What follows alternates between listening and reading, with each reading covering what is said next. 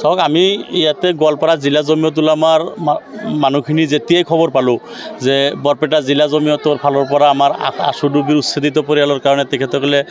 ত্ৰাণ সাহায্য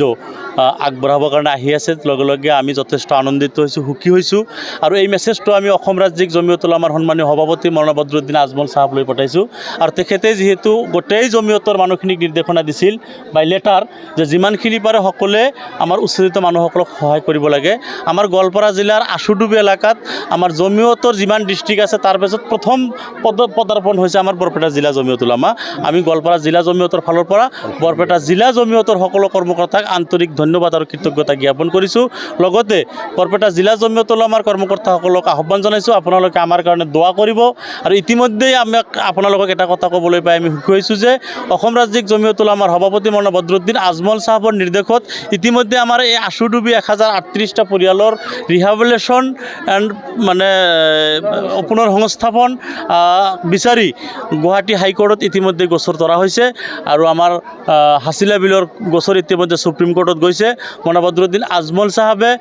গোটেই অসমত আমাৰ সংখ্যালঘু মানুহৰ যিমানখিনি অন্যায় হৈ আছে উচ্ছেদৰ জৰিয়তে এইখিনিৰ আইনী যিখিনি সাহায্য অসম ৰাজ্যিক জমিয়ত উলামাৰ ফালৰ পৰা আগবঢ়াব বুলি তেখেতে প্ৰতিশ্ৰুতি দি ইতিমধ্যে কাম আৰম্ভ কৰিছে আৰু আমাৰ জমিয়তৰ কৰ্মীসকলে ইতিমধ্যেই মানে উচ্ছেদিতসকলৰ কাষত যিদৰে আজি বৰপেটা জিলা জমিয়তৰ পৰা আহিছে অহা কাইলৈ পৰহিলৈ শোণিতপুৰ জিলা জমিয়তৰ ফালৰ পৰা আহিব আমাৰ জলেশ্বৰ জিলা জমিয়তৰ ফালৰ পৰা আহিব আমাৰ বঙাইগাঁও জিলা জমিয়তৰ ফালৰ পৰা আহিব আৰু ভাৰতবৰ্ষৰ স্বাধীনতা সংগ্ৰামত যিদৰে জমিয়ত উলামা জঁপিয়াই পৰিছিলে ভাৰতবৰ্ষৰ স্বাধীন কৰিছিলে ব্ৰিটিছৰ পৰা ঠিক তেনেদৰে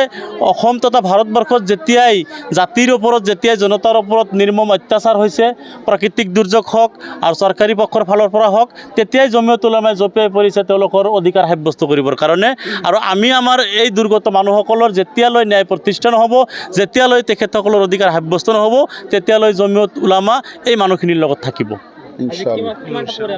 আজি আমাৰ বৰপেটা জিলা জমিয়তে তেখেতসকলে টোটেল 225টা পৰিয়ালক দিব পৰাকৈ আৰু বাঢ়িছে আলহামদুলিল্লাহ 235টা পৰিয়ালক তেওঁলোকে দিব পৰাকৈ খাদ্য সামগ্ৰী আনিছে খাদ্য সামগ্ৰীৰ টোপোলাত আছে 10 কেজি চাউল আলু আছে দালি আছে পিঁয়াজ আছে নিমখ আছে তেল আছে মিঠাতেল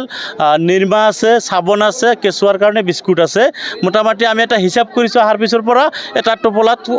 মানে 880 পৰা 900 টকাৰ সামগ্ৰী আছে আৰু অহা কাইলৈ পৰহিলৈ শোণিতপুৰ জিলা জমিয়ত গোৱালপাৰা পশ্চিম জিলা জমিয়ত বঙাইগাঁও জিলা জমিয়ত আদি যিসকল আহি আছে তেখেতসকলেও বুজন পৰিমাণৰ এটা টোপোলা লৈ আমাৰ মানুহখিনিৰ মাজত আহি আছে আৰু এইখিনিয়ে চাফিচিয়েণ্ট নহয় আমি জমিয়তৰ ফালৰ পৰা যিখিনি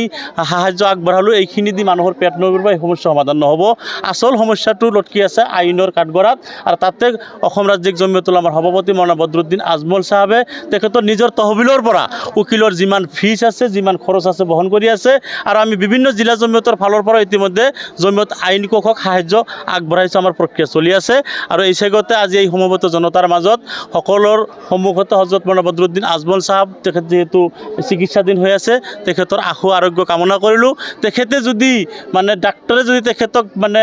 জাৰ্ণি কৰা নিষেধ নকৰিলেহেঁতেন তেখেতে আজি আমাৰ উপস্থিত থাকিলেহেঁতেন আজি আমি বাৰুকৈ তেখেতৰ অভাৱ অনুভৱ কৰিছোঁ যোৱা লোকসভা নিৰ্বাচনত আমি যি ভুল কৰিলে আমাৰ জনসাধাৰণে আজি কিন্তু ধুবুৰী লোকসভা সমষ্টিৰ মানুহে প্ৰতি ক্ষণে ক্ষণে প্ৰতি পলে পলে মৌলানা বদৰুদ্দিন আজমল চাহাবৰ অনুপস্থিতি অভাৱ অনুভৱ কৰি আছে আমি গোৱালপাৰা জিলা জমিয়তৰ ফালৰ পৰা বৰপেটা জিলা জমিয়তৰ ফালৰ পৰা আমি এই উচ্ছেদিত পৰিয়ালৰ ফালৰ পৰা আমি আল্লাহৰ ওচৰত দোৱা কৰিছোঁ অতি সোনকালে আমাৰ হুজুৰক সুস্থতা কৰি দিয়ক আমি হুজুৰৰ অভাৱ অনুভৱ কৰিছোঁ আমাৰ গাইডজান নোহোৱা হৈছোঁ আমি অতি সোনকালে গাইডজান যাতে আল্লাহ আমাৰ মাজত উভতাই দিয়ে তাৰ কাৰণে সকলোৰে ওচৰত আমি দোৱা প্ৰাৰ্থনা কামনা কৰিলোঁ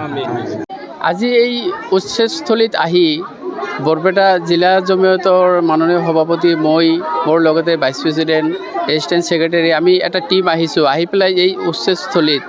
যিখিনি দেখা পালোঁ এই উৰ্বস্ত মানুহখিনিৰ যিটো দুখ দুৰ্গতি সেইটো সঁচাকৈয়ে বহুত দুখজনক আমি তেওঁলোকক সমবেদনা জ্ঞাপন কৰিছোঁ তেওঁলোকে যাতে আল্লাই তেওঁলোকক ধৈৰ্য ধাৰণ কৰাৰ ক্ষমতা প্ৰদান কৰে আৰু আমি তেওঁলোকৰ দুখত দুখী আৰু অতি সোনকালে ন্যায়ালয়ৰ দ্বাৰা তেওঁলোকে এটা ন্যায় পাব বুলি আমি আশা কৰিছোঁ যিকোনো খবৰৰ বাবে যোগাযোগ কৰক 7099017330 লগতে 7099017110 নম্বৰত